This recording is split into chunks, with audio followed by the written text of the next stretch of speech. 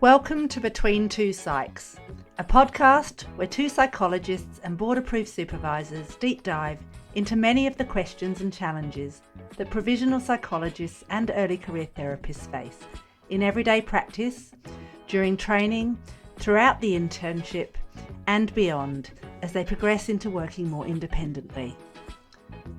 Your hosts, Isabelle Tombleson and Claire Trevitt, talk about a range of topics specifically relating to psychologists and therapists who are just starting out. Hello everybody and welcome back. Today I am going to talk to you about perfectionism. This is something that many therapists struggle with, myself included at times, and really talks about those times where you maybe walk out of a session wondering whether you should have said or done something differently, wondering whether you've messed something up, feeling as though you could or should be doing better at something. And really, if you are thinking any of those things or have at any point in time, just please know that you're not alone. This is something that is quite common and probably more common than we realize. And so anybody who is familiar with schema therapy will know about unrelenting standards. So there's that internal pressure to meet impossibly high expectations. And mostly this has been driven by some earlier experiences in our life. And it may be because approval was based on achieving quite high standards or complying with something. And so for therapists, that can show up in a number of ways. So it may be that we feel like we need to have all the answers. We might be constantly second guessing our work or our actions, or we may be translating making mistakes as feeling that we are unskilled in some way or a bad therapist.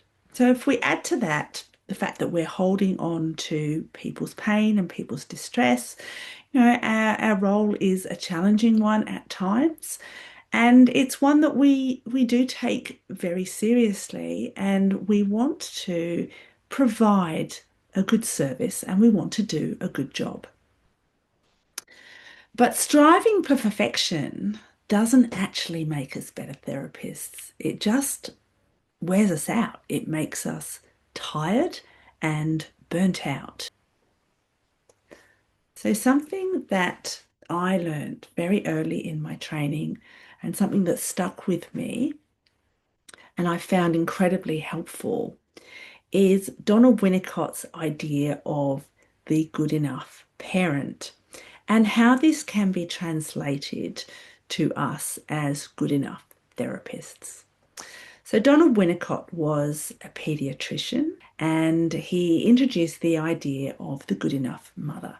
So he wasn't saying it was okay to be mediocre. He was just saying that children don't need perfection.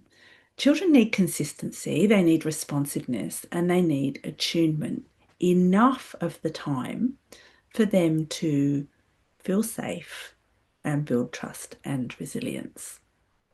The attachment research really suggests that enough is around 30% of the time. And so that means that around 70% of the time there is misattunement. So that's a pretty high percentage when we look at it. But the reason that that's not so much of a problem is because a lot of the healing can happen in the repair. So when caregivers realize that they have missed, because of course they've only really been attuned for 30% of the time, there is an opportunity in the other 70% of time to reconnect and repair. So that's where the relationship strengthens, and that's also where resilience is built. And the same can go for therapy. And so something I don't think we say enough as therapists is that making mistakes can actually be valuable. Now, that's not to say that we go about deliberately making mistakes and getting things wrong. We're going to do that anyway because we're human. But when we do miss something in a session or when we don't quite get it right, maybe we move too quickly or we ask the wrong question or we fail to notice something, um, we might internally begin to berate ourselves, which doesn't actually allow us any opportunity to then repair it. But if we can notice what's happening, maybe not necessarily in the moment, it may be afterwards, but we can name it and then return to the client and be really honest about our actions and what we've noticed, it becomes an opportunity for relational repair.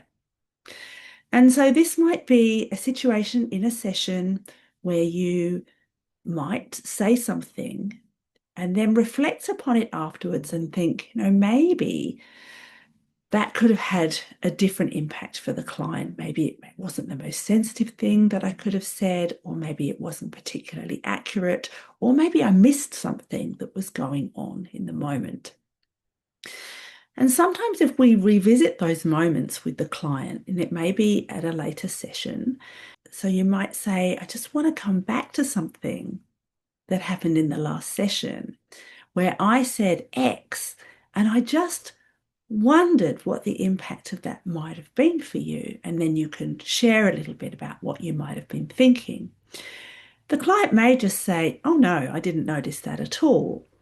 But if there was a rupture, the client may say, yes, I did notice that. And then it gives you both the opportunity to address that. And the process of doing that can often lead to a deeper connection than if you hadn't done that in the first place. And so it's not about not making mistakes and getting things perfect all the time, but about making good use of any opportunities that you have to repair any mistakes or ruptures that may have occurred. So I just want to remind you about that 30% and that 30% being enough. So you don't have to get it right every time. Your presence, your willingness to show up, your genuine care for the client is actually what matters. And sometimes that pressure to be perfect can just come from old stories. It doesn't necessarily reflect what is happening in the present. We do this with our clients all the time. We repeat old patterns. We help our clients to notice what those patterns might be and to recognize when these things serve our clients and when they don't, and also questioning the accuracy of those too. And so regardless of what modality that you work in, the chances are we will be maybe challenging some of those assumptions that our clients are making. And that will include assumptions around perfectionism. And we can do the same for ourselves. If you're an early career psychologist or a new therapist, I also think it's important to allow yourself to grow. And that growth will take place while you are seeing clients. And you don't need to have all of the answers. Well, you'll never have all of the answers. And you don't need to get everything perfect before you start seeing clients and before you start doing this work. And I've always said that some of the most perfectly delivered interventions can fall flat if a relationship's not built. Whereas if a good therapeutic relationship is built, we can often deliver slightly sloppy even or imperfect interventions, but we can get away with it, even sometimes when they can be really quite clunky.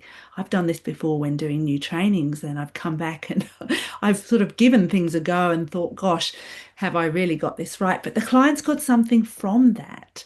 And so it's okay to be honest about where we're at And it's okay to not necessarily, have everything fine-tuned because the client can still benefit. And I often think that some of the modalities that we practice can be a little more forgiving than we realize. There have been many times in session where I have thought, I'm not sure that I'm getting this quite right. Or sometimes I think I'm going in a direction and I'm not exactly sure where this is going to land. But sometimes it can be very beneficial, even though I've not been 100% about it as it's sort of happening in the moment.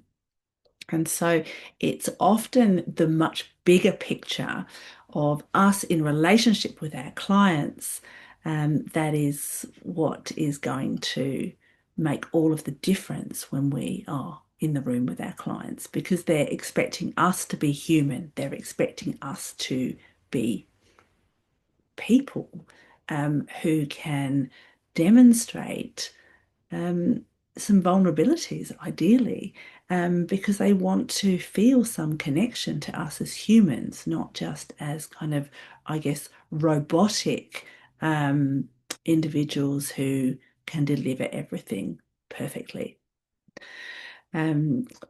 So I want to encourage you to just reflect on some of what you're doing and some of what you may be criticizing yourself or berating yourself around. Because if you're already thinking deeply about your work and you are reflecting on your sessions, you're probably actually doing a lot of really good work, and it's really, really important that you can recognize that. And if this is something that you are struggling with, I would encourage you to bring it up in supervision and to share this, because you will find that it's a lot more common than you maybe realize. And sometimes when we begin to share things and we begin to discuss things a little bit more openly, they do begin to carry a little less weight. So please share this with anybody that you think needs to hear this. And I hope you have a good week. I'll see you next time. Thank you for tuning in today. If you enjoyed this episode, please take a moment to leave us a 5-star rating. It really helps others find the show. And don't forget to follow us on Instagram at Between Two Psychs for more updates and resources. For more information and to explore everything we offer, head over to our website, betweentwopsychs.com.au. We appreciate your support and we'll see you next time.